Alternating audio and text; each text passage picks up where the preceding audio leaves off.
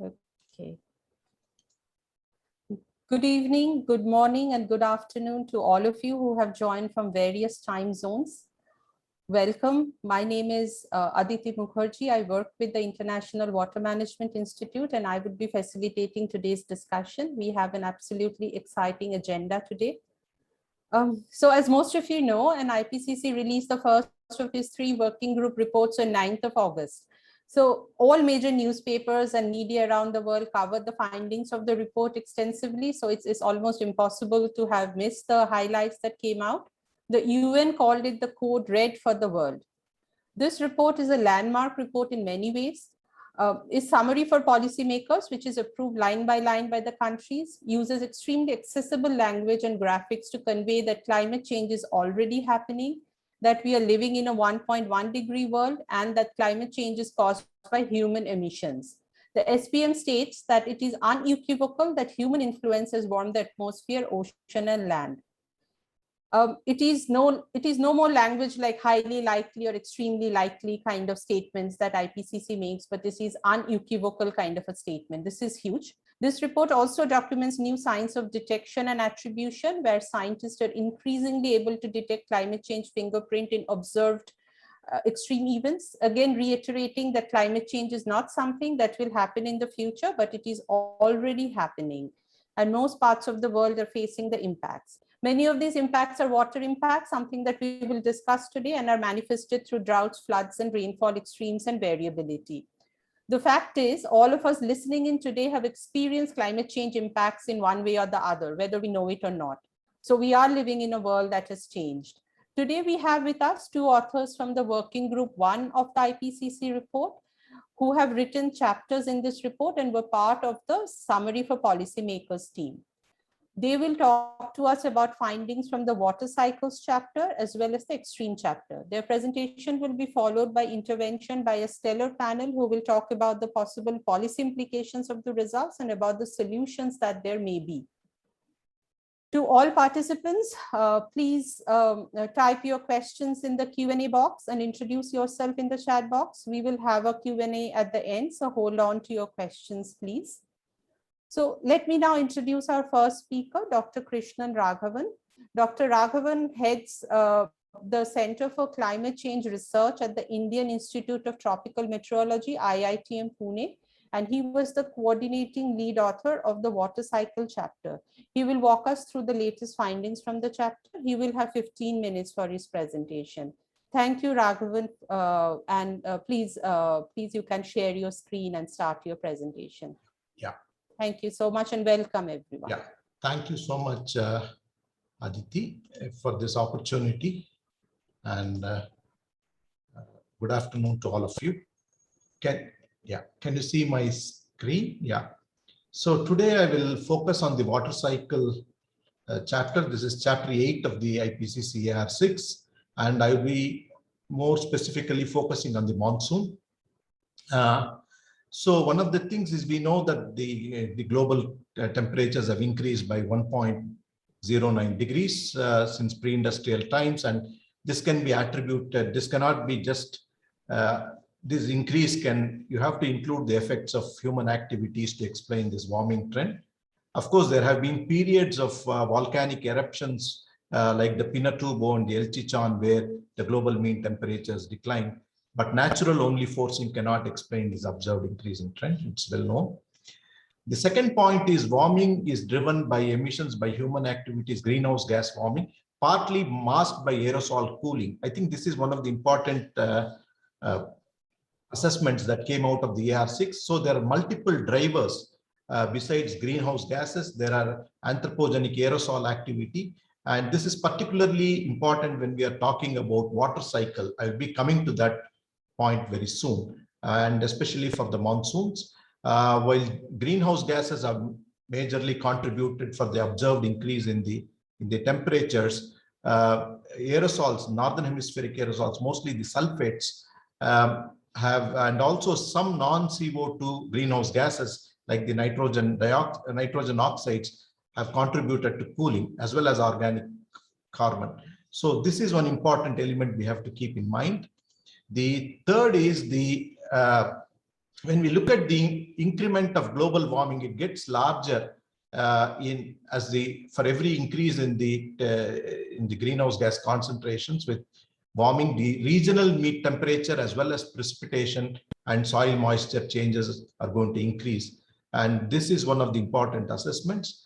So with the 1.5 degree and 2 degree global warming, you can see precipitation increases over Asian region and also over the African region, West African region. And I'll come to this more my talk. So in the chapter, this is the chapter on water cycle changes, where I'm having two other coordinating lead authors from France, Hervé, and James from New Zealand, and we had 13 lead authors in our chapter, and 2 review editors, and 48 contributing authors, and two chapter scientists. And so this chapter, basically, we look at the global water cycle as well as the focusing. We have also focused a lot on the introduce the freshwater, terrestrial freshwater sources, different components of the water cycle, and also the exchange of fluxes, how they are transported from different components of the Earth system. This is this just gives an overview of the chapter. So one of the key topics that we have focused is the monsoons. I will focus, we have covered a whole lot of topics like the evapotranspiration, the global water cycle intensity, the intertropical convergence zone, rain belts, monsoons, precipitation, runoff, stream flow, flooding, soil moisture, aridity, drought, water vapor, and its transport. Basically, we have an introduction. Then in section 2, we provide a theoretical basis for the changes, water cycle changes. Section 3 and section 4, the observed changes and the projected changes, they are parallel, they go in parallel. In 8.5, we address the limits to projection, what limits projections of water cycle changes due to internal variability, non-linearities in the system, and so on. We also discuss potential abrupt changes. This is in section 8.6, and then the final remarks in 8.7. And just a minute.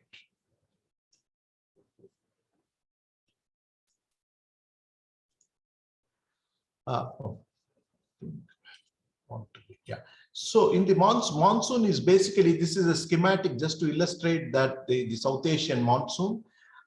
This is a convectively coupled phenomena where the circulation and rainfall are closely coupled to one another.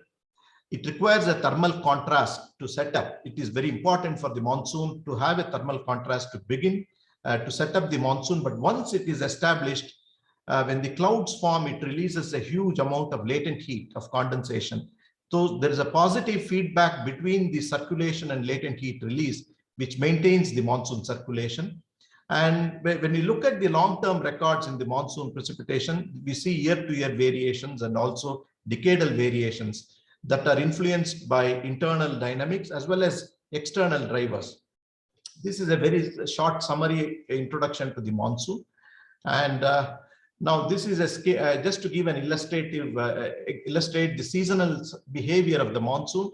From the winter to the summer, you can see a very strong seasonal reversals of the wind. During the winter, you have the northeasterly winds over South Asia and also over the African region. And so once the summer monsoon sets in, the wind pattern completely reverses both over I'm just focusing on the Asian and the African monsoons. And you can see that there is a very strong pronounced seasonal reversals. You also see that for the Australian monsoon and the West African monsoon. So the monsoons are very important regional phenomena. They have a very strong seasonality. That is the message 1. And when you look at the precipitation pattern, you can see that they are associated with these rain bands moving from the winter hemisphere to the summer. So there are strong seasonal changes in the precipitation associated with the seasonal wind reversals. So one of the question is with global, as I said in the beginning, there are multiple drivers, not just the greenhouse gases, also the aerosols, how they have influenced the observed precipitation changes in the historical records. So this is a very nice paper. This is also assessed in our chapter, in water cycle chapter, by Bonfils et al., where they have used the CMIP-5 historical simulations to bring out the fingerprints of the greenhouse gas forcing and the aerosol forcing. What is shown in the top first and second panel is the temperature and the precipitation response to the greenhouse gas, and the temperature response to the greenhouse gas and the aerosols. And you can see that you see a global warming signal with the GHG fingerprint, whereas for the aerosol forcing, you can see a pronounced cooling in the northern hemisphere, which is kind of counteracting the GHG forcing. And you see a interhemispheric asymmetry in the temperature response. And when you look at the precipitation fingerprints of the GHG and the aerosol forcing, you can see that many areas in the northern mid-latitudes, the GHG fingerprint shows increase in the precipitation, and some areas in the subtropics where precipitation has decreased. When you look at the aerosol fingerprint, a very clear signal is a southward shift of the ITCZ. Normally, the ITCZ shifts to the warmer hemisphere. This is a very typical characteristic of the aerosol fingerprint, which is seen here. And we also see, they also assess the aridity fingerprints of the aerosol and the greenhouse gases. So you can see many areas in the monsoon areas, both Asia and Africa, associated with the precipitation decrease, arid conditions have increased. This is mostly aerosol fingerprint. So also this is from our chapter. So the aerosols are basically counteracting the effect of the greenhouse gases. The top panel shows what is known as the GBA data set. This is the global energy budget at the archive. This is based on the radiation energy at the surface measurements. There are many locations, many sites in Europe, America, and Asia, and many places where they have been monitoring these radiation measurements for a long term. Based on that, what we find is that after the 60s and the 70s up to the 80s, there was a decline in the shortwave radiation. In the literature, this is known as the solar dimming, mostly because of the aerosol emissions, anthropogenic aerosol emissions coming from transport, from industry, and so on. Mostly the sulfates, which are scatterers, where they scatter the incoming solar radiation, and they tend to cool the surface.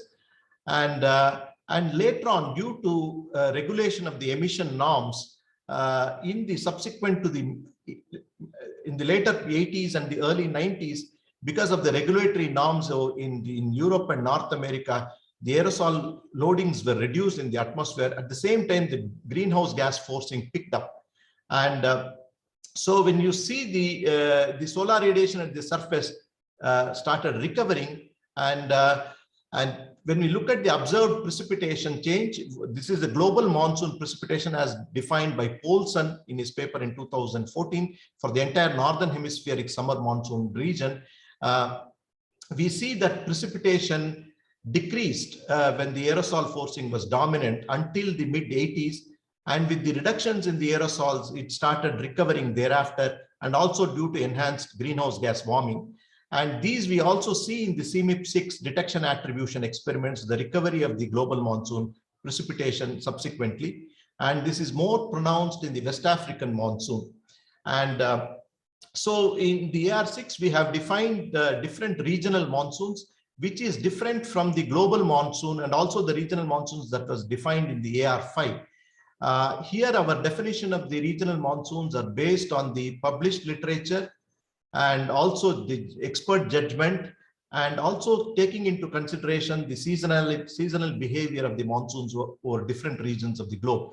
So what we have considered is 6 monsoon regions: South Asia, West Africa, East Asia, South America, Australia, Maritime Continent, and North America. The dotted regions, what is shown by the dots, they were considered as monsoon in the Ar5, but these are actually regions where there are seasonal cycle in the precipitation, which is not necessarily of monsoon origin. So we don't call them as monsoon regions. So that's why I don't put a M after this, after West Africa or Equatorial America. But for all the other monsoon domain, you see at the M at the end, So that is to say that these are the monsoon domains that we have described in the Ar6.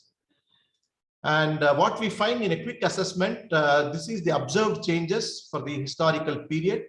As I said, over South Asia, we find that during the period 51 to 2014, observed precipitation decreased, monsoon precipitation. This we have verified with different data sets that is shown in this panel. And the detection attribution experiments show that in the historical in the historical experiment, CMIP6 experiment, we are able to attribute this decline to the aerosol forcing, while we also see that in the historical run and the aerosol only forced run, but the GHG experiment shows enhanced precipitation for the historical period. We also see a similar result for the East African region. And coming to the West Africa is a very interesting example, because we also see that from the 60s to the 80s, precipitation substantially decreased over West Africa. There were long droughts over Sahel. And after from the mid-90s, precipitation started to recover, partly due to the increasing greenhouse gases, also due to aerosol reductions over North America and Europe particularly. And those signatures we also see in the detection attribution experiments of the CMIP6. Yeah. And with regard to the future projection, what we find for South Asia and West Africa is that in the middle and long term, I have shown for 3 scenarios, that is the SSP 126, 245 and SSP 585, precipitation is projected to increase in the mid to long term. In the near term, we expect the effect of the internal variability and also the effect of uncertainties in the aerosol forcing. So we have provided medium confidence for the near-term projections for both these regions and also for East Asia. And I'm not going into the other monsoon regions for want of time. So in summary, a few concluding points. This is with regard to the extremes. We have a high confidence that the frequency and intensity of heavy precipitation events have increased since 1950 over many land areas. My co-panelist Freddie will be talking more about this. And with regard to the monsoon, we know that the reductions in the northern hemisphere, decreases in the global land monsoon precipitation from the 50s to the 80s, they're partly attributed to northern hemispheric aerosol emissions due to human activity, but increases since then have resulted from rising GHG concentrations and decadal to multi-decadal internal variability. We assign medium confidence to this. And over South Asia, East Asia, and West Africa, increases in monsoon precipitation due to warming from greenhouse gas emissions were counteracted by decreases in monsoon precipitation due to cooling from human-caused aerosol emissions over the 20th century. So this is high confidence. And increases in the West African monsoon precipitation since the 1980s are partly due to growing influence of GHGs and reductions in the cooling effect of aerosols due to reduced emissions over Europe and North America. And we also assess tropical cyclones. I will not go into that, and also the compound events because of time considerations. With regard to the future, for the possible climate futures, continued global warming is projected to further intensify the water cycle, including its variability, as well as global monsoon precipitation and the severity of wet and dry events. That's an important message. And what we say is there is strengthened evidence since Ar5 that global water cycle will continue to intensify as global temperatures rise. So there is high confidence with this. Not only precipitation, also runoff and surface flows projected to become more variable over land areas. It's not only the mean precipitation will increase, also the variability will increase over most land areas. We have shown this, assess this in the chapter 8, within seasons and from year to year. And the average global land precipitation is projected to increase by 0 to 5% under the very low emission GHG scenario, that is the SSP 1.9. and 1.5 to 8% for the intermediate GHG scenarios, that is the SSP 245, and 1 to 13% under the very high GHG scenario, that is the SSP 585, by end of this during 2081 to 2100, relative to 1995 to 2014. And precipitation is projected to increase over the high latitudes, equatorial Pacific, and parts of the monsoon regions, because some of the monsoon regions like South America and North America, the projections indicate decrease. That's why we say part of the monsoon regions. But several areas in the subtropics, the Mediterranean region and Northwest America and so on, subtropical areas, precipitation is projected to decrease.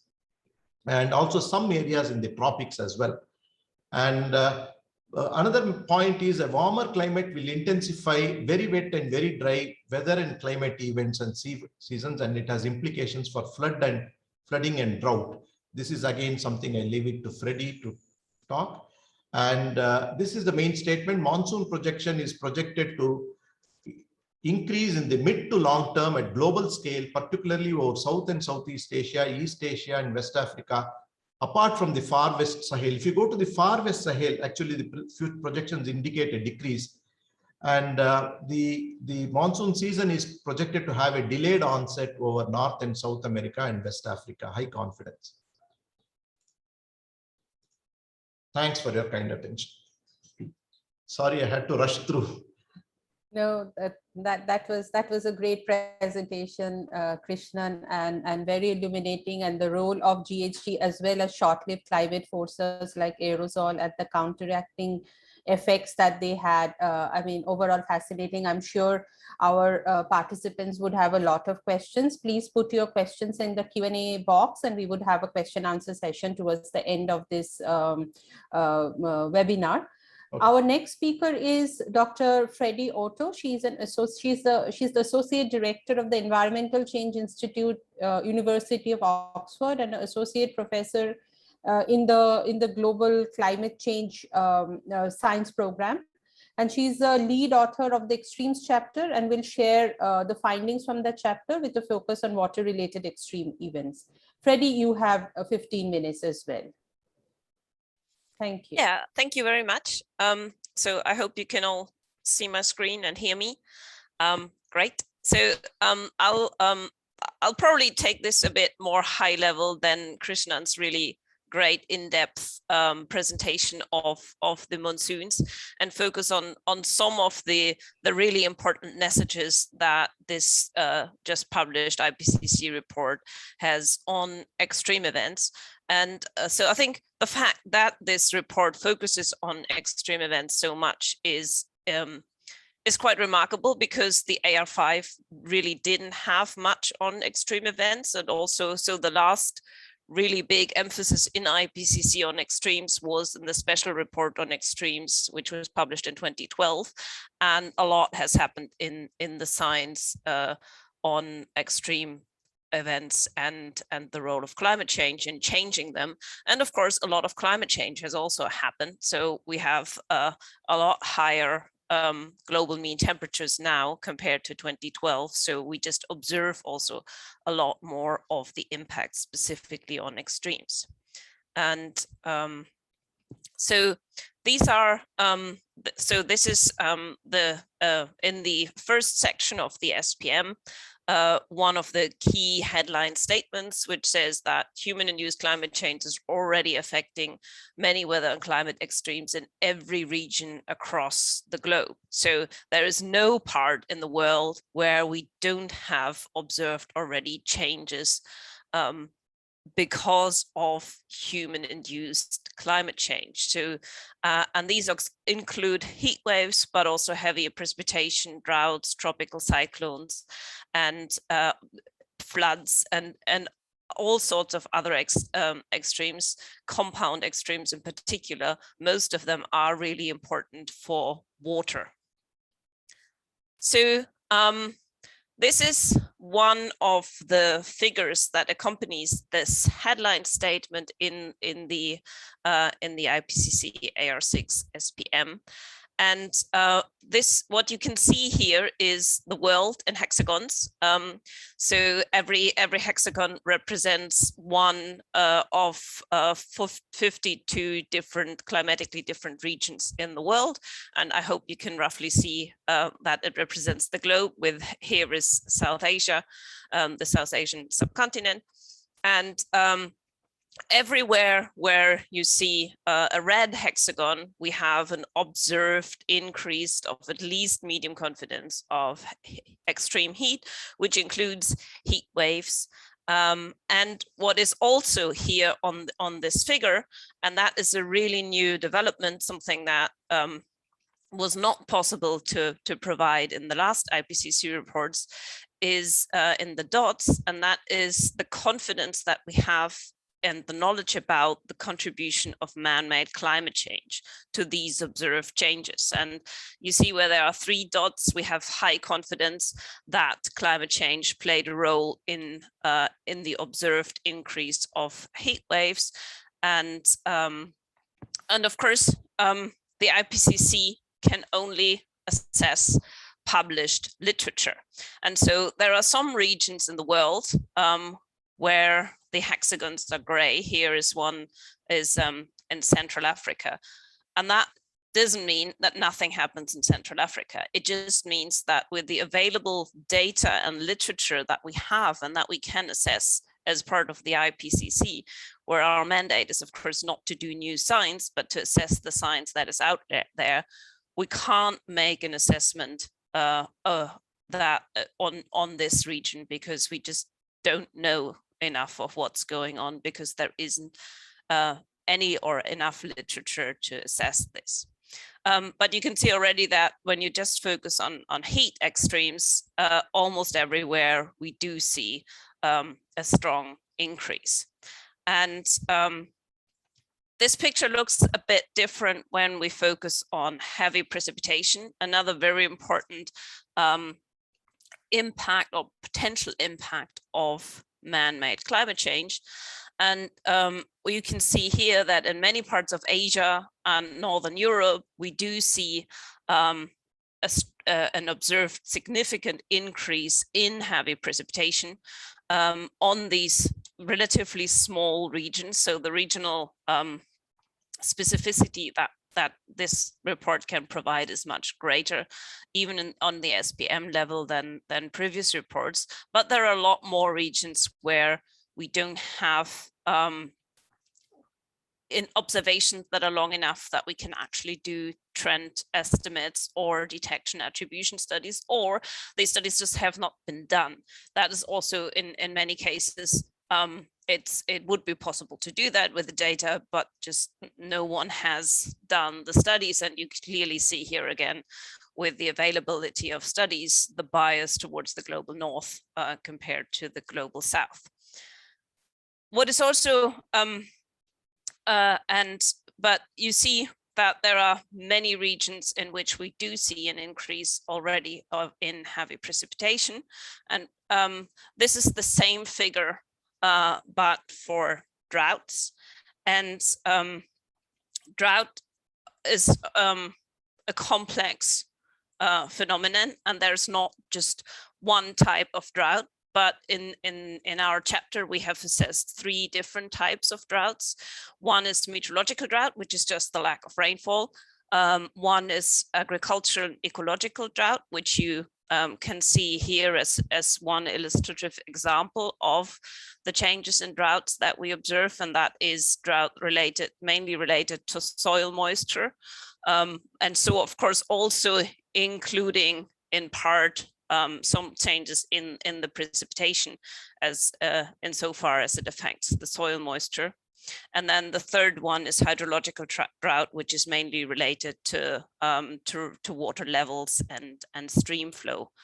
And here the colors are reversed. So everywhere where it's yellow, you see an increase in drought, in ecological and agricultural drought in this case. And so you see that there is particular in those regions that are already struggling with drought, in today in the past, or have struggled with drought in the past, you see that droughts have actually increased. So in Southern Africa, in the Mediterranean region, in Europe, in Southern Australia, in parts of South America, and also in sort of the California region in the US.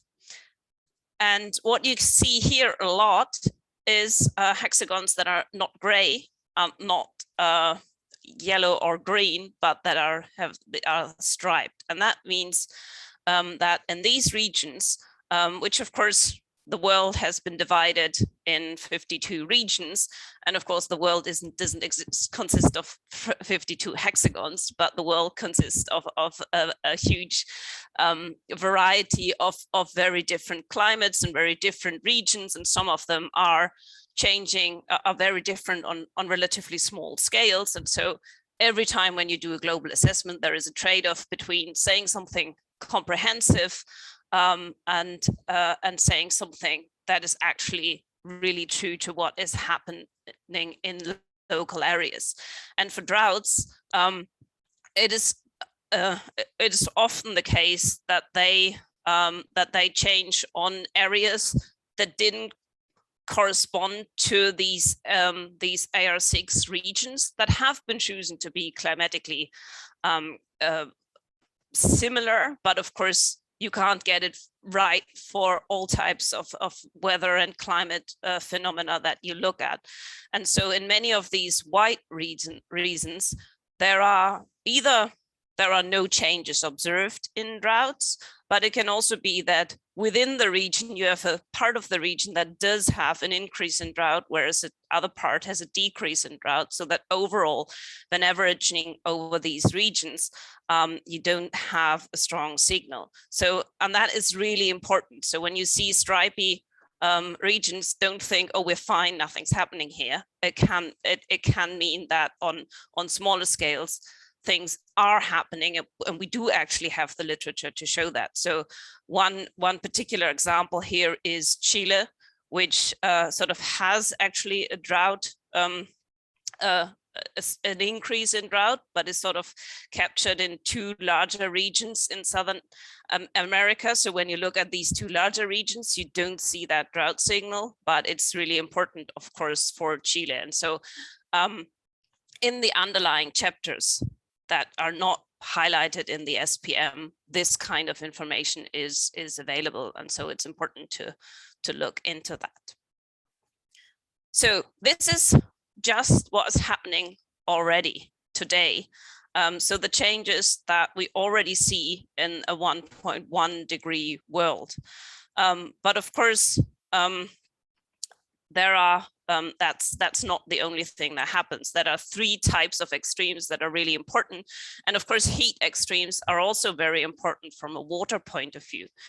Because, and Krishna mentioned that earlier, because what we also have looked at in this report and what we see a lot more about of are compound events. And so the combination of hot and dry is something that we have seen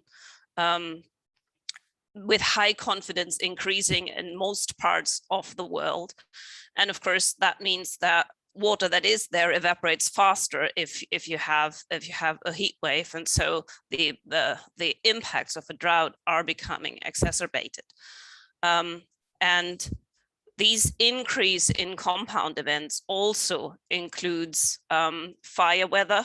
So weather that is conducive to wildfires, and compound flooding in many locations, and particularly in coastal locations, where we have the combination of more heavy extreme precipitation and sea level rise. And so the floods that occur are more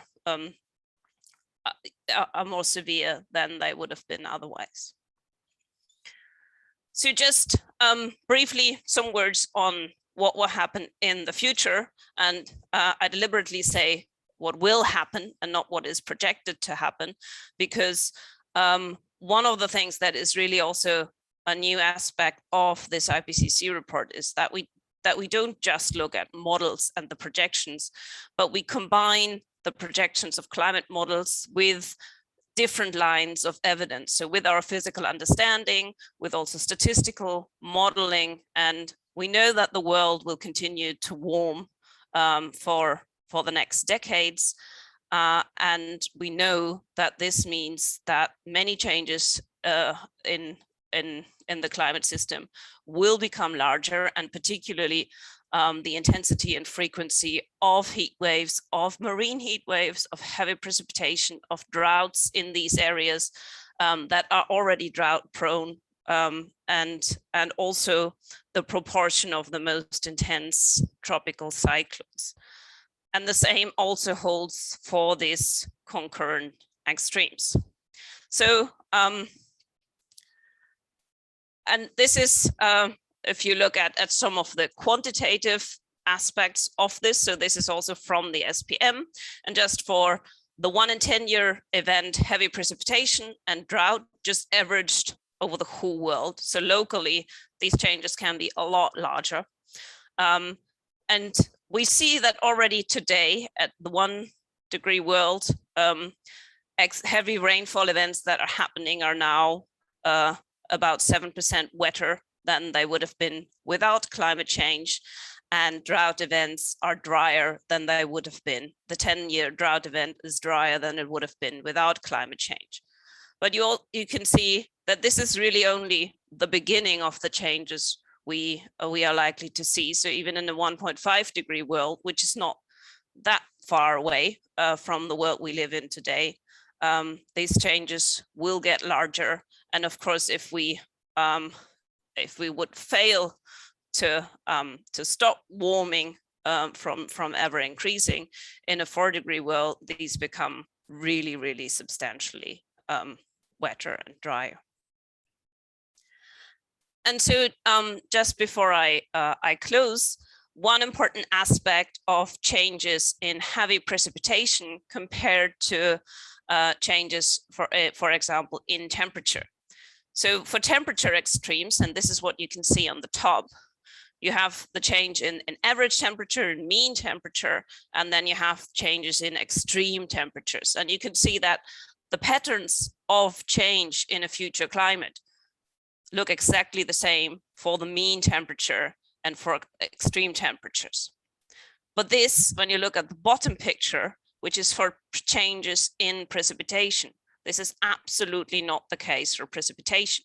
So you have on the left-hand side here, the changes in average precipitation, which has sort of drying here over the Amazon and over Europe, and a wettening over Northern Africa and drying over Southern Africa. But when you look at the extreme precipitation, so the heavy precipitation events that lead often to extreme impacts, you can see that everywhere in the world we see an increase in heavy precipitation.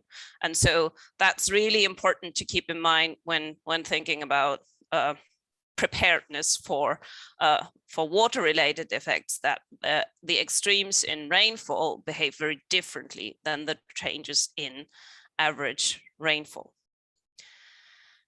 And so just to close with some good news that in this report, on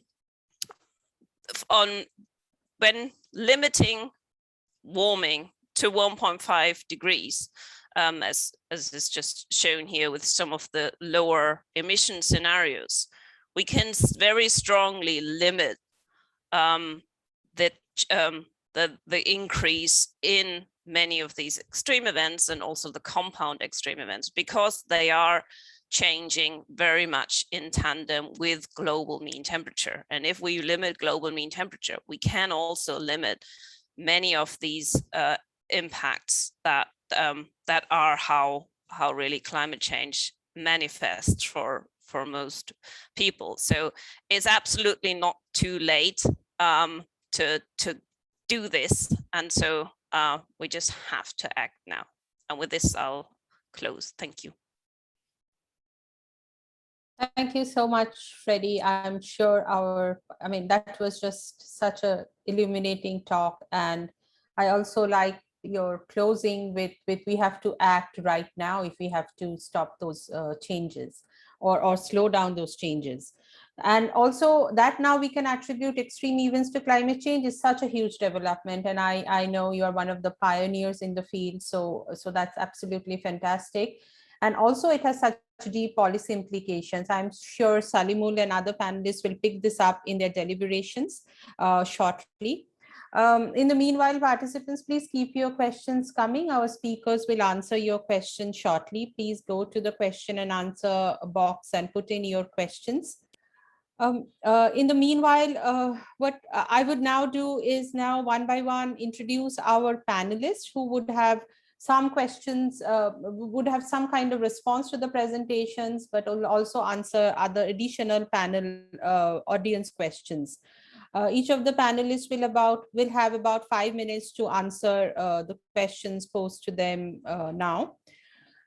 So let me first introduce our first panelist, Yasmin Siddiqui of the Asian Development Bank. She's a principal water resources specialist in the Department Sustainable Development and Climate Change Department of the ADB.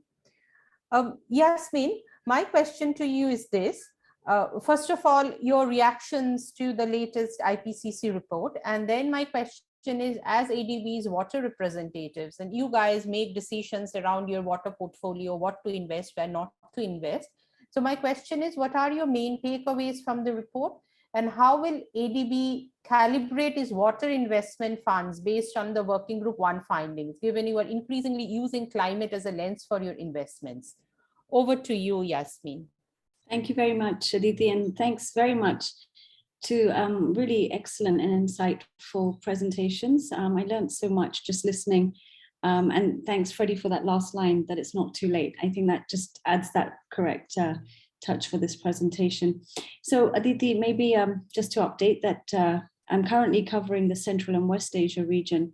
So that's very important in the context of exactly what Krishnan, you touched upon with the monsoon, and particularly in some regions which touch on the subcontinent. And Freddie, your hexagons, I would say that all of the countries, the 10 countries that I cover in the region, from Pakistan all the way to Georgia, are exactly in those hexagons, both the yellow and the red hexagons. In terms of reflections, of course, Aditi, I think you touched upon it as well with this assessment report. It confirms once again and unequivocally, as you said, that climate change is caused by human activity. And I think that's the really emphatic point that comes out so strongly from this report. What I also found interesting was it shows that the evidence of the observed changes, and much as the presenters highlighted that the incidence of extreme events have occurred rapidly and can be directly attributed to the greenhouse effect, anthropogenic greenhouse effect, and that changes will become more intense and frequent and will continue to do so in the coming decades. Again, probably because in my mind, Freddie, your presentation is just the most recent one, but I think your penultimate slide also showed about the incidences or frequencies. And that's very relevant for ADB, the Asian Development Bank, which covers the Asia Pacific region. It has 49 countries in the Asia Pacific region, which are all at high risk. Another point that I picked up from the report is that it very much confirms the experience and observations on the ground that climate change is already impacting all the countries across the Asia Pacific region. I think it's almost daily that we get a news report from somewhere, or of course, some government requests or government information about changes in weather and climate extremes. And just a couple of weeks ago, we've seen in the news for Kazakhstan and other countries in the Central Asia region about drought impacts. So I'm looking forward to seeing the report of the Working Group 2 as well, which will provide information on the state of knowledge, the risks and consequences of climate change on ecosystems and humans. I'm also looking keenly to read a little bit more on the impacts of glacial retreat, which is so incredibly important, again, given the Karakoram, Hindu Kush, and Pamir ranges, which really are the source or the fountain of all of the water of our region. The major river systems in Central and West Asia emanate from these glaciers, and so that's another important area, not just for Asian Development Bank, but for increasingly for the countries who are our borrowers and recipients of resources. Thanks, Aditi. I'll stop there.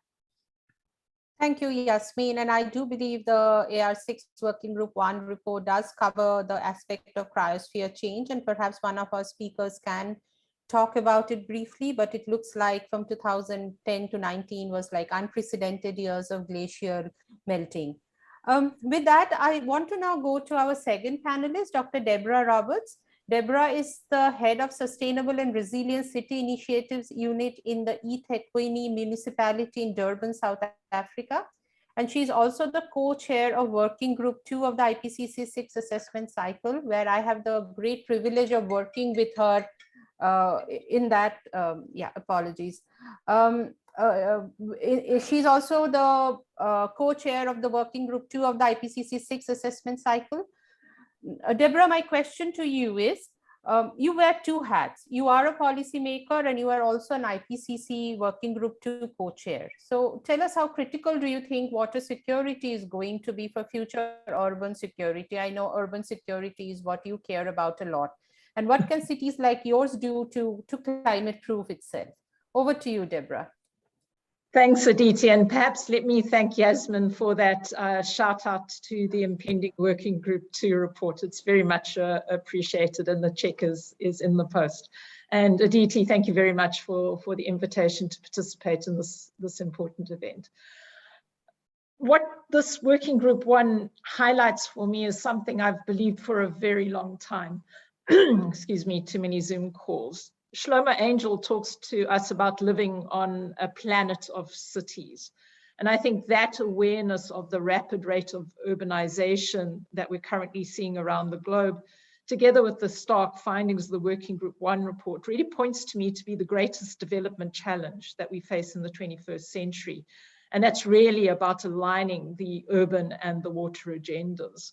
And the fact that water and cities come together really shouldn't be a surprise to us. Water, as we know, has been the lifeline of our civilization. You know, that's very clear in the Middle East and in Asia. And the majority of us now live in urban areas. So these two things are really tightly intertwined. And we see this, you know, if you look across the globe, you can see great cities of the present and the past are all aligned with water, along river banks, along lake shores, along coastal areas. And that's really because water touches us in every aspect of our urban lives, both through its presence, but for the global south, importantly, because of its absence. We can think about, as we work through our lives, living those in cities, the water we drink, the sanitation, which unfortunately still often relies on using potable water, the places we go to recreate, transport, the economic development that's the lifeblood of our urban areas, which is dependent on reliable and safe and quality water supplies. So its presence is strongly felt in everything we do in cities, but its absence is also felt very harshly. Here, I'd urge you to think about the 1 billion people currently living in informal settlements, largely in Asia and in Africa, for whom the absence of water in cities really creates severe health, developmental equity challenges. And I've witnessed it with my own eyes, in severe circumstances really poses an existential crisis for urban individuals and urban communities. And this is where I think the Working Group 1 report is really a clarion call for us about our need to re-engage with the water cycle. It talks to us about a water cycle which here and now, not somewhere distant in the future, but here and now, is impacted by human-induced climate change, resulting in those more frequent and intense rainfall events, and particularly important for Africa, increase in droughts. And it tells us that we can expect that intensification of that global water cycle and greater variability. And the one thing that cities really don't like is variability.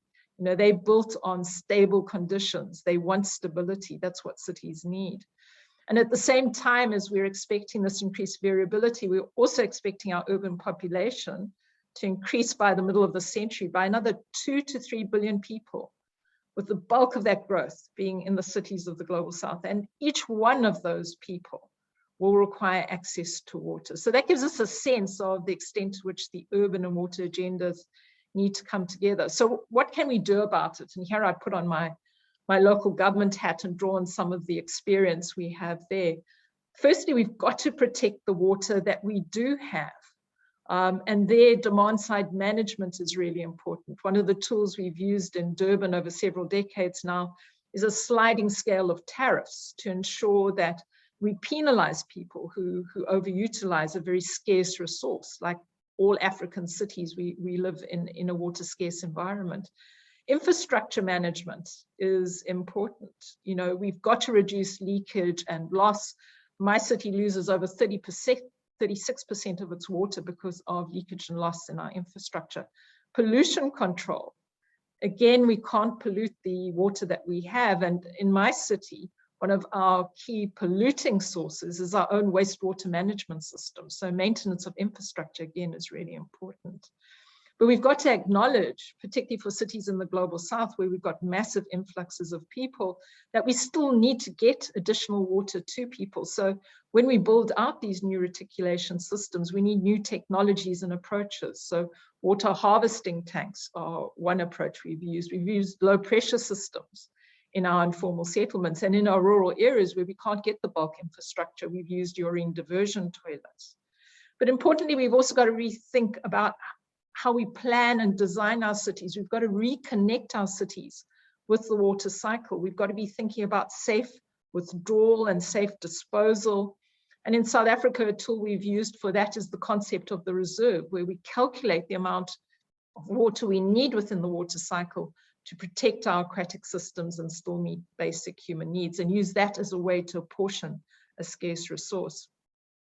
We also need to think about the spatial form of our cities. And, you know, cities for the longest time have always been thought about as a place that's not in nature, but we've got to reconnect our cities with nature and reconnect the different parts of the watershed in our cities. So protect those upper catchment areas, protect the buffers along our rivers, which are so important to us during the times of both floods and droughts as a way of reducing risk. And in Durban, we've got a plan, an open space plan, to protect up to 30% of our municipal area as natural, to create those natural buffers for those high-risk times when there's too much water and too little water. And this is important because, again, that Working Group 1 report really calls out for urban areas specifically the increase in pluvial flooding that we can expect. And so this idea of planning urban land use, what we put next to our water courses, the idea of setback lines and early warning systems are all important, because we are going to see those unprecedented changes in extreme events. So no matter how well our planning is effected, we are still going to be experiencing shocks and stresses as we go forward. And this all leads to my concluding point, which I'm sure Salim is also going to underscore. All of this comes with a price tag. This all requires financing. So climate funding needs to be made available to bring together these two big global agendas of this massive urbanization, this massive need for water to underpin sustainable development. And that's where climate financing still falls short. So I would make a strong plea that we focus in on cities and the water cycle as we think about improving climate financing. Thanks so much, Aditi. Thank you so much, Deborah. I really like that bit about connecting the cities back to nature, and that would bring us to a bit more discussions around nature-based solutions, which I know it will feature prominently in the working group too. Now, I have great pleasure in introducing our third panelist, who is Dr. Salimul Haq. He is the director of the International Center for Climate Change and Development, and is one of the strongest and most well-known advocates for locally led adaptation, climate justice, and loss and damage accountability. So Salimul, there is loss and damage world, as you keep reminding us rightly. I mean, I follow you on Twitter, and I agree with almost everything that you post there around loss and damage that is happening now. So tell us what that means for people who are facing the brunt of climate change, including its water-related impacts like floods. What can these local communities do? Thank you very much, Aditi, and thank you for organizing this extremely interesting event and inviting me. So before I answer your question, let me also take the occasion to give you a little bit of my take on the Working Group 1 report of the AR6. I was not involved in AR6, but I have been a coordinating lead author of AR5 and then AR4 before that, and a lead author in AR3. So I have a long history in the IPCC, but in Working Group 2. I worked on adaptation in Working Group 2. And I must say, I'll make two observations about our colleagues from Working Group 1, including the two who presented today, that those of us who are in the Working Groups 2 and 3 tend to see our scientific colleagues in Working Group 1 as amongst the most conservative. You know, they are very, very based on the science and the models, and they don't like saying anything that goes beyond what the science allows them to say. And in the 6th assessment report, they've actually come out and said it. They have been bold, like I've never seen them before. So in my mind, that they deserve a lot of credit, and it shows how dire the situation is. You know, the unequivocal nature of climate-induced impacts that are now attributable to human-induced climate change is very, very clear, and Working Group 1's 6th assessment report has made that very clear as well. And in fact, I characterize it, this is not their characterization because they are not allowed to be as political as I can be, as ushering in the era of loss and damage from climate change. One of the missing links in talking about loss and damage was attribution. We were not able to attribute a given cyclone or a given flood or a given heat wave to climate change. We said this is the kind of thing that will happen with climate change, but we can't say one happened because of climate change. Now we can. As Freddie mentioned, the scientists who work on attribution have become much, much better. The attribution science has become much more robust, and I would say much faster.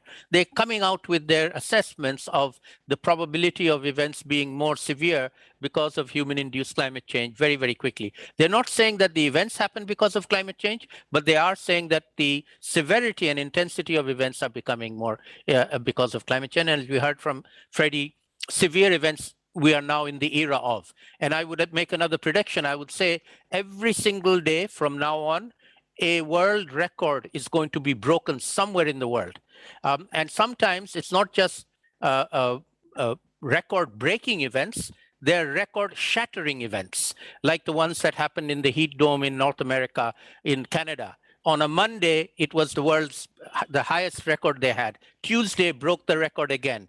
Wednesday broke the record again. Thursday broke the record again. And on Friday, the record was broken again. 5 days in a row by 4 or 5 degrees, not by small amounts. And the whole town of Lisle in Canada disappeared. It got burned down by wildfire. That is loss and damage from human-induced climate change. If anybody wants to know if it's real, it is real. It's happening, and we need to deal with it. So I'd like to thank all the authors, and particularly the ones who presented today of Working Group 1 for a major breakthrough scientific report. Sometimes you feel that IPCC's reports are same old, reiterating what we've said before. But this time, I think AR1 in particular is different. It has crossed a threshold in terms of scientific attribution of human-induced climate change, which then, going to the policymaking side, adds urgency. We have no time to lose.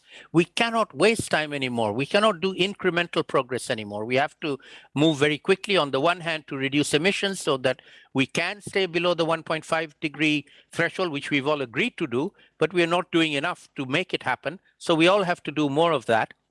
But on the other end of the spectrum, where I work, which is on adaptation, particularly for the most vulnerable communities in the most vulnerable countries, they need our help. They need to be prioritized. And picking up from Deborah's comment on the support that they're getting, in particularly financial support, both from their own governments and from the global community, they are not getting enough. So there are two big challenges that the global community and the national governments have to face. The first one at the global level is the amount of funding that was promised and not being delivered. So as you know, in the global negotiations and the Paris Agreement, the developed countries promised $100 billion a year from 2020 onwards every year to support developing countries tackle climate change. We, the developing countries, had asked for half of that to go for adaptation and half to go for mitigation. In practice, what has happened is that the year 2020 has come and gone and the money was not delivered. At most 80 billion might have been delivered. We really don't know for sure because nobody's keeping track of this. But of the 80 billion that was delivered or supposedly delivered, 80% of that went for mitigation in the bigger developing countries, and only 20% went for adaptation in the vulnerable developing countries, which is absolutely scandalous. This is unacceptable in terms of what they promised and didn't deliver, and they need to do more. Another aspect of that, which I feel is very, very important and doesn't get as much attention, is that of the 20% that went on adaptation, only 10% of that went to the most vulnerable communities in the most vulnerable countries, including the slums of the cities that Deborah was talking about. The money does not reach the poorest and the most vulnerable. And that's an absolutely abysmal failure for which both the global community and national governments are equally responsible.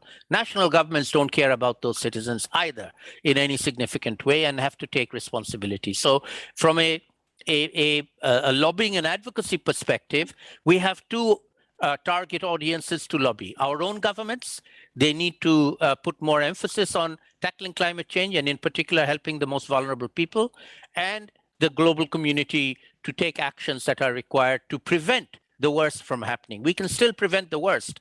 The worst with the WORSE is going to happen. The worst with WORST can still be prevented by keeping the global temperature below 1.5 degree. And that's what we need to be doing, while at the same time dealing with loss and damage and helping communities to adapt to the impacts of climate change.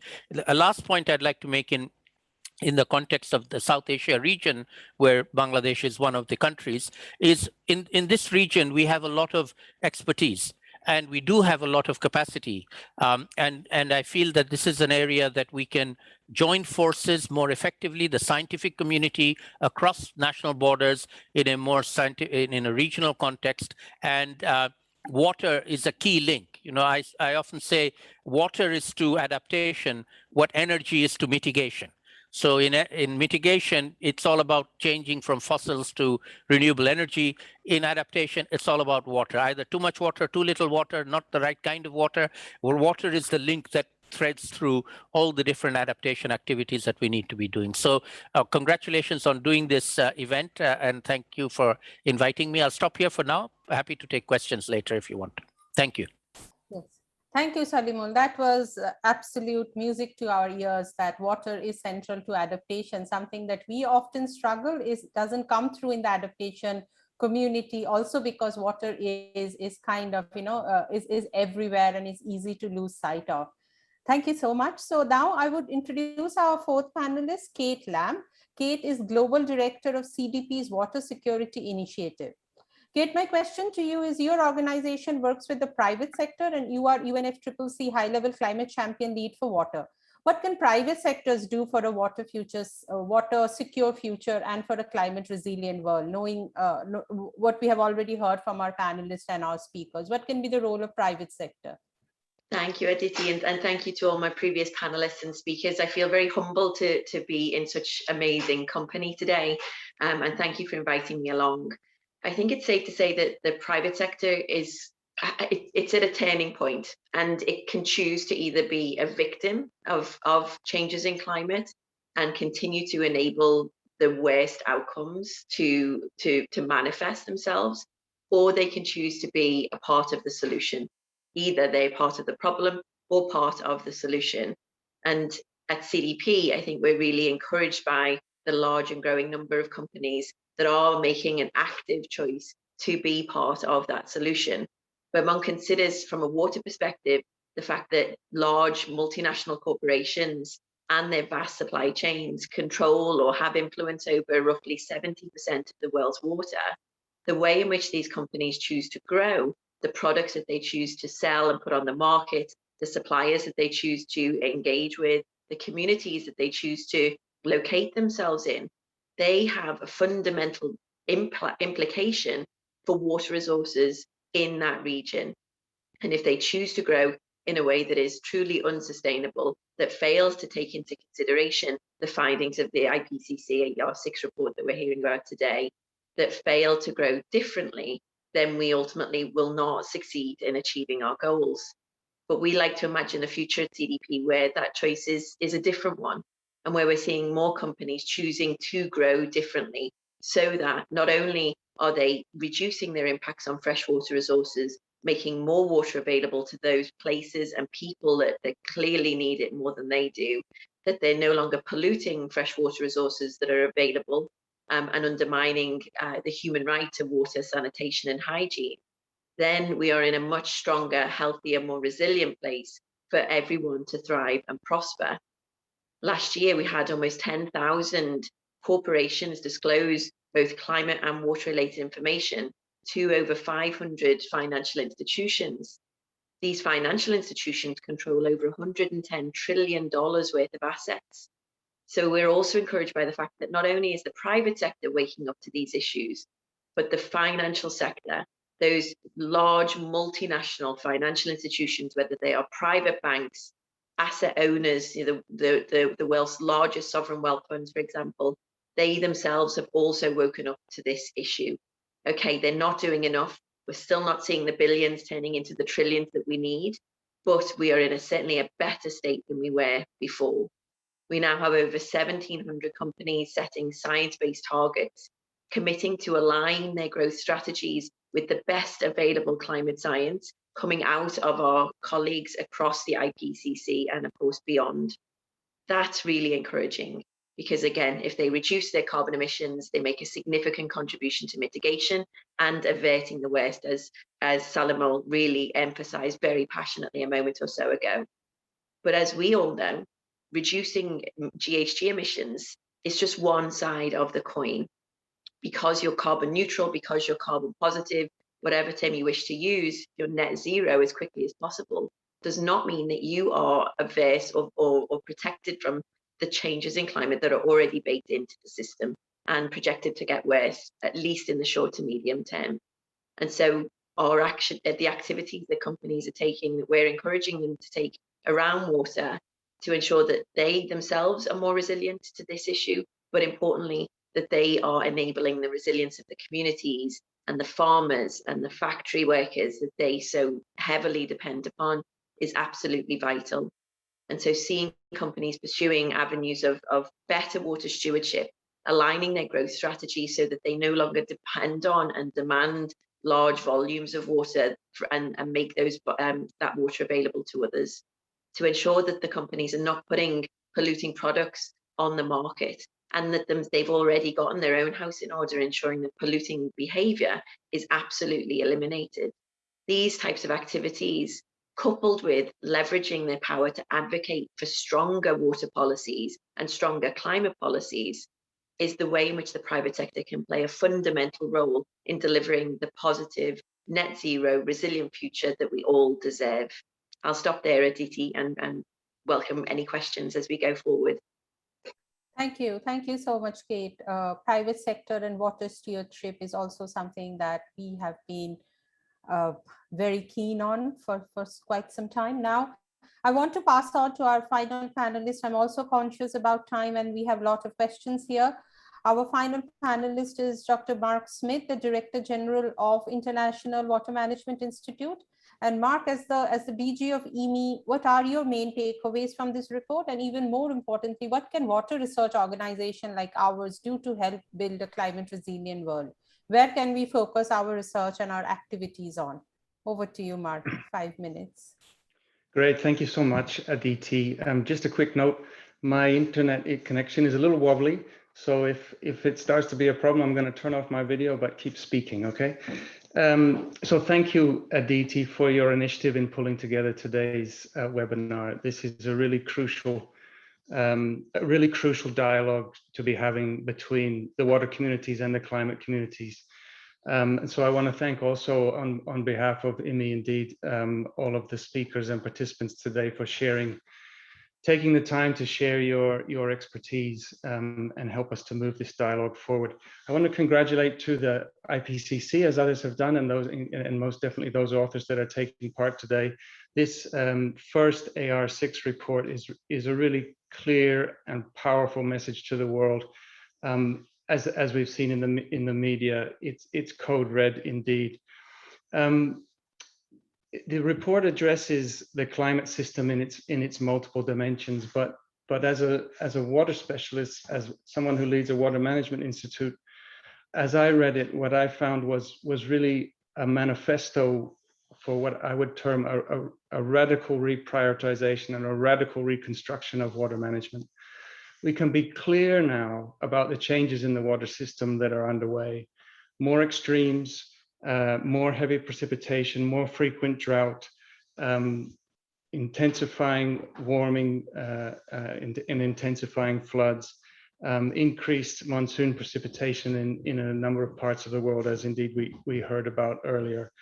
But within that, underlying that, is a change in risks, a change in water risks. So the idea of a 1 in 10 year event or a 1 in 100 year event is now becoming an outdated concept. And so the very statistical basis for water risk is now a moving target.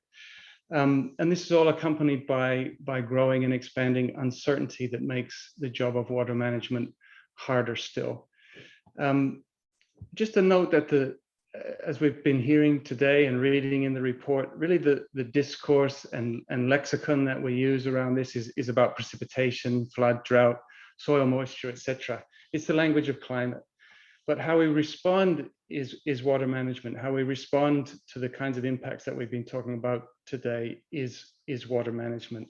And so the task of water management is likewise becoming clearer in terms of both our practice, our profession, but also our science and to the demands that are being placed on institutions such as IWMI.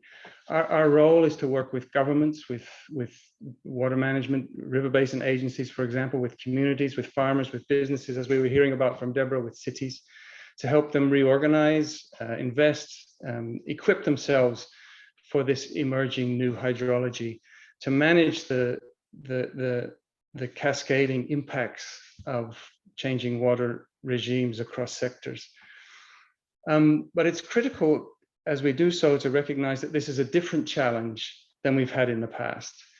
We're not moving from a single but variable climate to a new one.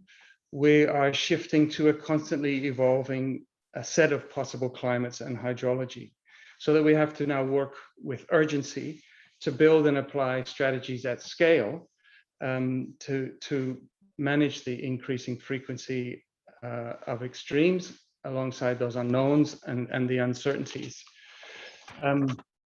So as a water management community, as a water management institute, and the research for development role that we play, our task now is to build water security while climate and hydrology are changing.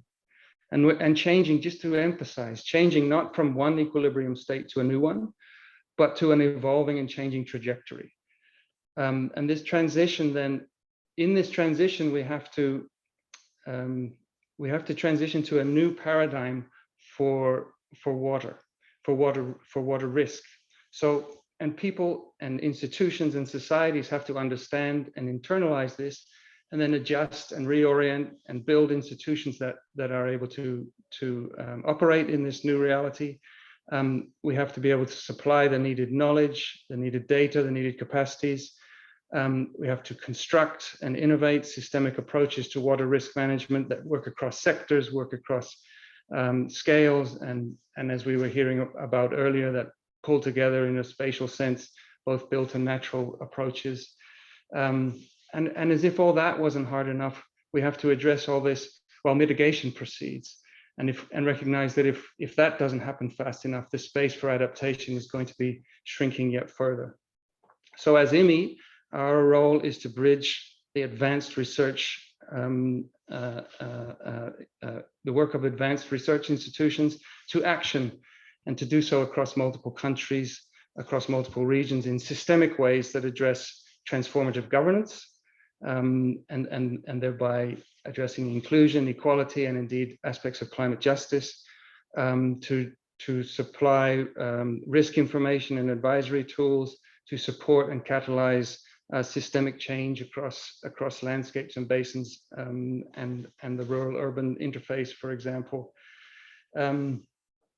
At IWMI, examples of relevant work that we are doing, for example, we work a lot with drought monitoring and early warning products in the Middle East and North Africa, and applying those to institutional and policy change as well as operational change, working with flood monitoring and forecasting technologies and applying those to crop insurance to help build the resilience of small-scale farmers.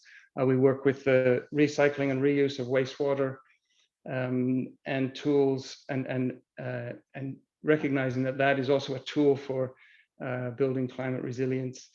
We are working on developing and scaling solar irrigation for small-scale farmers with small-scale farmers across Asia and Africa, and thereby combining resilience and mitigation potential if we do that right.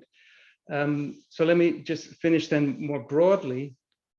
I think we have to, and this kind of event is an important foundation for doing this.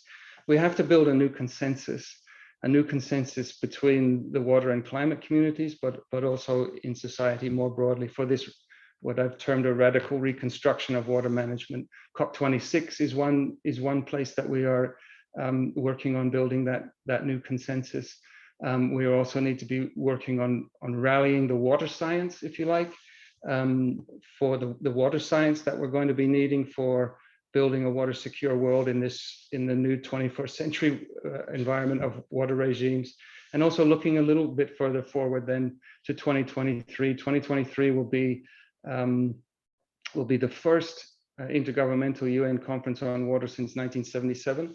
So it's a really crucial opportunity upcoming to tie together these agendas and build this kind of consensus that we're really going to need to drive this, as I've said, a real radical change in the approaches and the priority and emphasis we give to water management in the 21st century.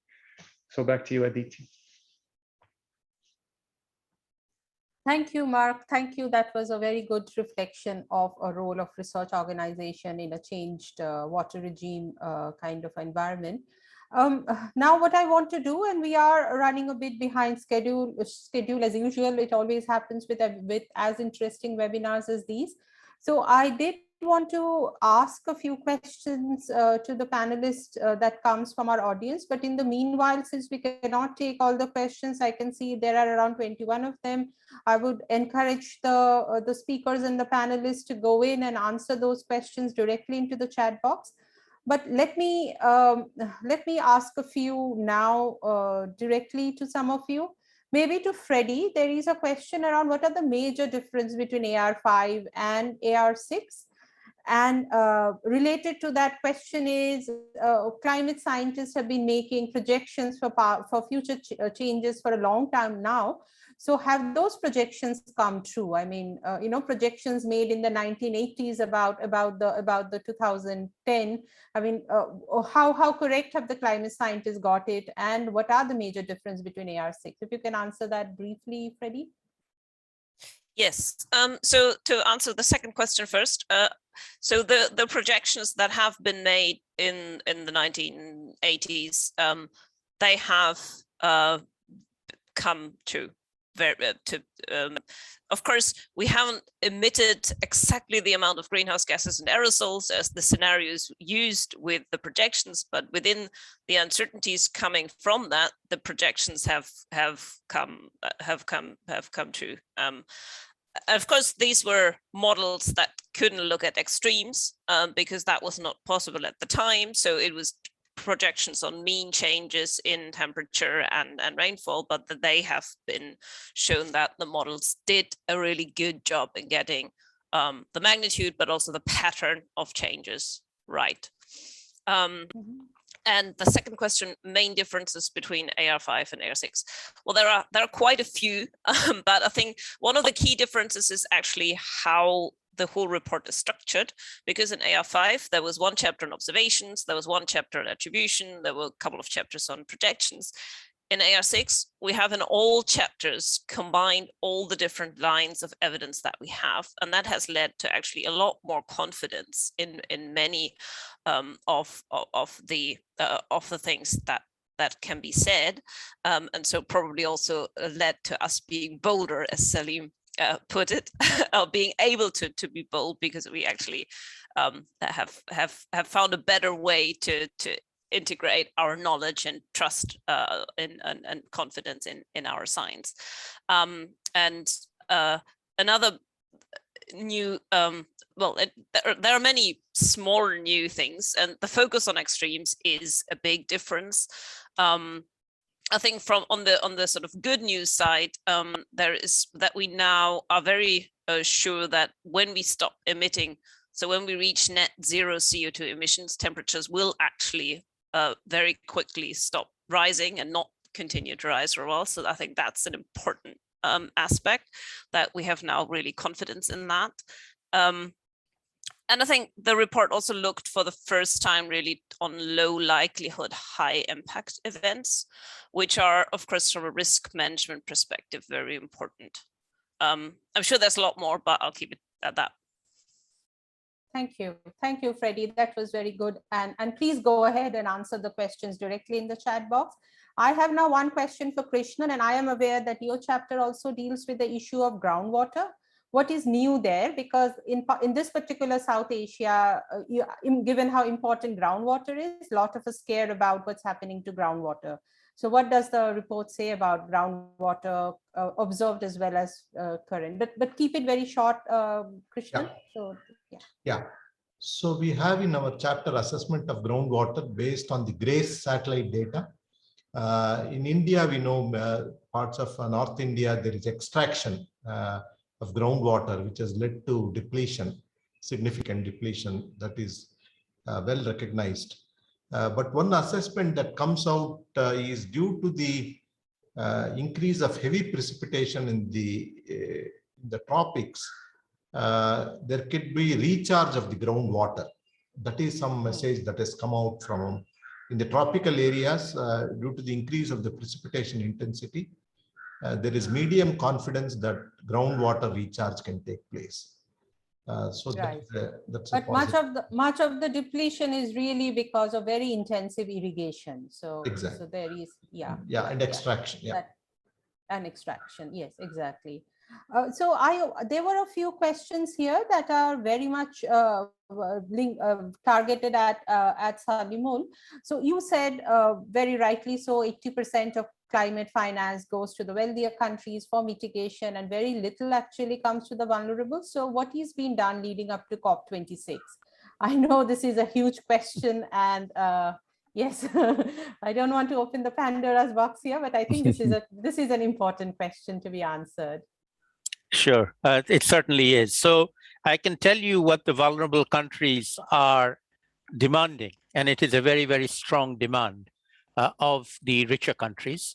Firstly, you made a promise 6 years ago in Paris to deliver $100 billion a year, starting from 2020, which was then 5 years in the future. And as I said, 2020 has come and gone, and you didn't deliver. So what is the point in talking to you, rich countries, when you promise something and you cannot deliver it? We cannot trust you on anything if you cannot deliver a simple thing like 100 billion. It's not like it's a huge amount of money. It isn't. It's a relatively small amount of money in the larger scheme of things, and it's much smaller than the trillions that are now going into dealing with COVID. And so that is the key. They need to deliver on what they had promised 6 years ago. Otherwise, what's the point of going to Glasgow and COP26 just to hear them repeat a promise that they have no intention of delivering? And in fact, the issue is not so much the money. The money is not that much. It's going to not solve the problems. But the credibility of the richer countries in believing anything that they say. They will lose credibility. They have no credibility if they cannot keep their pledges. And money is a very easy thing for them to have delivered. They didn't deliver it because I think they just didn't want to. And so they're making excuses about, COVID and the economic dire circumstances, but those are just excuses. And so the time has come to hold the recalcitrant countries to account. We have an agreement. The agreement is to keep the global temperature below 1.5 degrees, and many countries are trying, but they're not doing enough. They have to do a lot more, including India, by the way. And at the same time, the rich countries have to deliver on the promise that they made of providing the finance that they had promised. We're not asking for extra money. In fact, we are asking for extra money, but just give us what you had promised. You haven't even done that. So extra money seems to be out of the question. So that's what we're doing. And as I said, the primary responsibility is our own governments. Our own governments cannot shirk it because rich countries aren't giving us money. We have to look after our own citizens. And I can tell you, in the case of Bangladesh, the government has allocated in the last national budget, 8% of the national budget is to tackle climate change. It's our own money. 8% is a huge amount of money. No other country in the world is allocating that. And every other country in the world is going to have to do that, whether they like it or not. Climate change is here. It's going to happen. It's going to affect us. We have to deal with it. Whether the international community comes to our rescue and help as they promised, we cannot wait for them. So that's a very good segue for me to ask a question to Yasmin. What do the multilateral banks like the ADB, what are your plans around climate change and water impacts and other impacts, as Salimul and all others are very clearly saying, the need for financial assistance and development to go hand in hand. Thanks, Aditi. So firstly, just to remind those who may not be familiar with the Asian Development Bank, we're basically a bank based in Asia Pacific region. We are owned by 68 member countries, 49 of which are from the Asia and Pacific region. In terms of what we're looking to do, well, it's a huge ramping up of the focus, and not just our member countries, which are taking climate change much more seriously, all of which have ratified the Paris Agreement and communicated their climate priorities, but is very much integral to the work that we're doing and building significant traction. So I was just writing to one of the questions as well as a response. The commitment is very much underscored in ADB's Strategy 2030. That's our strategic vision until 2030, in which we've set very ambitious targets on climate change. I'm just going to quickly share those with you. Firstly, we will ensure that by 2030, 75% of our committed operations, these are technical assistance support to support capacity building of governments, to prepare investment projects, and also our lending will be supporting climate change mitigation and adaptation. And further, ADB will deliver $80 billion worth of climate finance from its own resources cumulatively from 2019 to 2030. In addition, we have a plan to ramp up our investments in climate change adaptation and resilience with cumulative financing of $9 billion from 2019 to 2024. So it's very much there in our strategic vision. And as you and I were just discussing earlier, as a director for operations in Central and West Asia region, even within that region, the amount of financing demand is very huge. So I agree very much with Dr. Huck in what he's saying. Demands are huge, but one of the points raised by on the chat box is also that capacity to be able to absorb, process, prepare, and really understand what type of initiatives are required. And that's one of the challenges that we definitely are facing. How far upstream we need to start on planning and preparing adaptation particularly, which is a bit more challenging, but how far upstream we have to look at those type of investments and what do they encompass? What do they look like for the future? Thanks, Aditi. I'll stop there. Yes. Thanks. And I also realized that we are almost out of time. So what I would do now is invite all the panelists who haven't had a chance to speak in this round to just provide like 30 seconds of their summary. Maybe I'll start with Kate, if you are, Kate, your parting remarks, please. Thanks, Aditi. We have just 10 weeks to go until COP26 is here.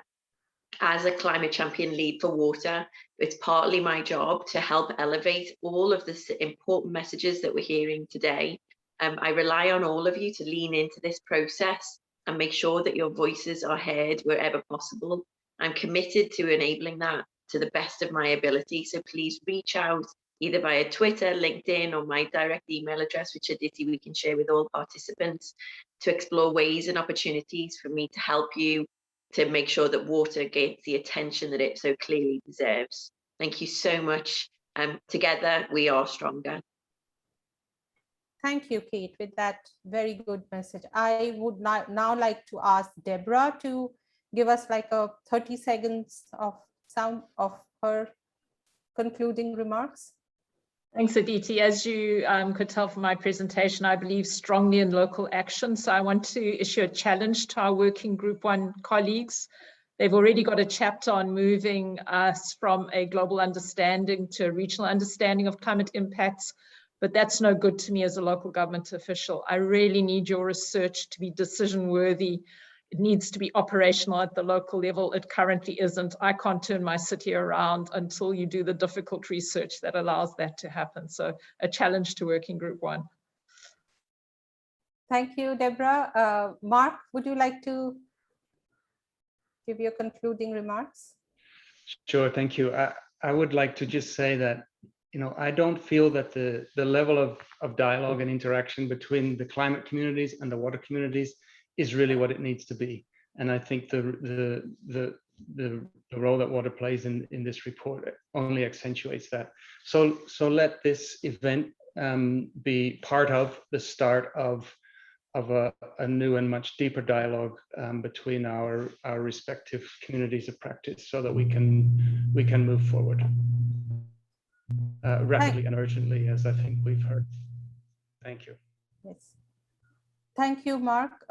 So I would, we are just 2 minutes past, and for all our audience, we would make sure that your questions are answered. We would get back to the speakers, and whatever is unanswered, we would get back and email you those answers as soon as we can.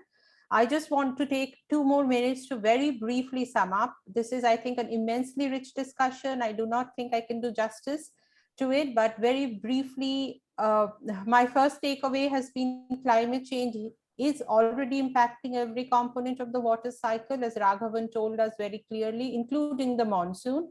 And we all know, all of us who live in the monsoon dominated parts of the world know that monsoon is absolutely critical for our people, for our cities, for our farmers.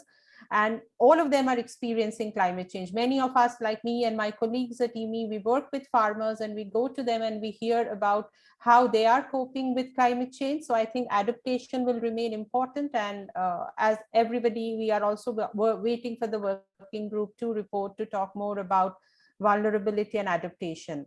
Most extreme events are on the rise, as Freddie told us. It's like I also took her statement that the words used are what is not so much projected to happen rather than what will happen, which is a huge leap for natural scientists to be saying things with that amount of certainty. That really shows that we have pushed the boundaries in terms of science, and perhaps now is the time for action. I think Deborah and Salimul, all of us pointed out how our cities are not prepared, nor are our farmers adequately. We need better adaptation, and adaptation has to be locally led. We know how to do it. Our countries and our communities have decades of experience in adaptation, right? It may be a code red now for the world as a whole, but as somebody pointed out, that for the developing parts of the world, it has been a code red now for several decades. So it's not something new. So our communities know how to have considerable experience in adaptation, but that is where we need more funding, more capacity building, what we also heard from Yasmin. I think we heard about how everyday records are being broken, climate records are being broken, and we also heard about how private sector is at a turning point and can play an important role, particularly with better water stewardship. We also heard that adaptation space will shrink rapidly unless we also start mitigating and bending the emissions curve right away. But I think what's very important to note from a water perspective is that some of this mitigation has large land and water footprint with implications for water and food security for developing countries, as I think Mark pointed out. So how we mitigate, and this decade has to be the decade of mitigation, how we mitigate without making water outcomes even worse is already will be, I think, one of the abiding challenges of this decade. So with this, I want to thank all of you, Raghavan, Freddie, all the panelists for your time in engaging with us, and for all the audience for listening and asking your questions. As I mentioned, if there are unanswered questions, we will try to answer those via email later on. So thank you, everybody, and have a good day. And I hope you would have the similar level of anticipation for the Working Group 2 report and the Working Group 3 report, on which we are all working very, very hard right now. Thank you so much. Deborah, did you want to come in? Thank you. Yes, I just wanted to do this, and I do this at every event. Please put in your diaries February and March next year for the continuation of the stories, the impacts and responses that come from Working Group 2 and 3. Thank you. Thank you. Thank you so much. Thank you, everyone. We'll be in touch. Thank you very much, Aditi, for bringing us together. Bye. Thank you. Bye, everyone. Bye. Bye. Thank you. Thanks very much, Aditi. Thank you, Yasmin. Bye. Bye. Bye. Yeah. Thanks.